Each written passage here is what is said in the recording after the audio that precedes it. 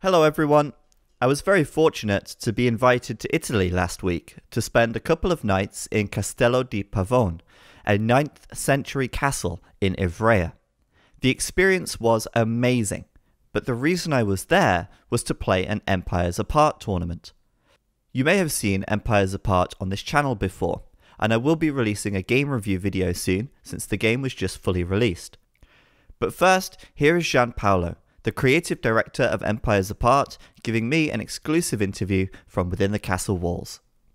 Hello, I'm Gianpaolo Vernocchi. I'm the co-founder and creative director at DestinyBit, and I'm part of the team that made Empires Apart. Empires Apart started about 3 years ago, and it actually started very close to this channel because we started sketching ideas and stuff like that, and then we contacted good old Zach because we really wanted to make an RTS that is targeted to this crowd and that is made for the players, by the players, of classic RTS. The inspiration to make this game came from the frustration of playing a 15-year-old game. Age of Empires 2 is probably one of the best games ever made, but matchmaking is messy, all the civilizations are the same. So we wanted to take that formula and bring it to the modern age and basically give it everything that it deserves. So very different civilizations, good matchmaking, ranked, and stuff like that. The main thing that Empires Apart does differently from other classic RTS is that every civilization is 100% unique. And we spent a lot of time designing them and making sure that every civilization has a different feel and there's something for everybody. You like to defend, there's a civilization for you. You like to be always on the offensive, that is something for you as well. All of these different things really shine both in 1v1 and in team games. You can have the monk that heals around himself, and that's very cool if you are healing in a 1v1 battle, but in a team game that's also pretty interesting, and all of that. We really focused a lot on the multiplayer experience. The multiplayer experience is great. Something so tiny as being able to ping your allies about something very specific, so you can tell your allies, hey, attack this, hey, I need help, hey, I'm coming, just, you know, via smart ping and stuff like that.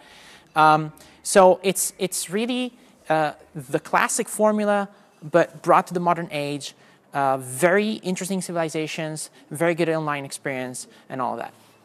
The game is really aimed both at casual and competitive players. We don't shy away from the fact that this game was made for competitive play, and that really shows.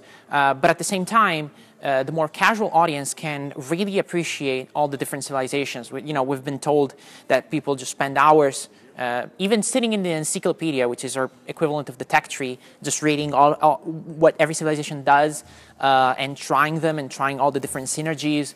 I mean, one of the comments that we get the most is, "Man, I tried the Mongols and they're so different," and they tend to be one of the favorite civilizations of new players.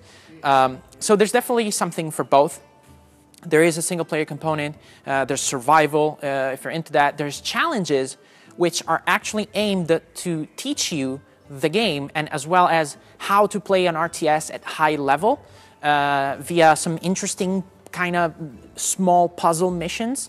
So there's really something for everybody here. Balancing has always been one of our main focuses, being this a competitive RTS first. Balance is really important.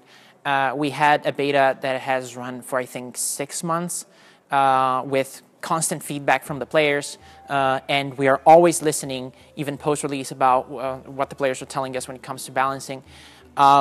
We are generally happy with the current balance. There are some things that we are addressing. We try to keep a balance between letting the game breathe and intervening when something becomes too strong. Because I think you really need a balance of both. You really need to give the players the possibility to find not only very good strategies, but also counter strategies to some of these, for example, unorthodox build orders or stuff like that. Balancing is very important for us. I think we did a pretty good job so far, but we want to keep improving and we want to stay close to the community and listen to what they have to say to us. Empires Apart is a game with a lot of heart. if I have to say so myself. I can't really comment on the quality of anything. I'm way too close to it.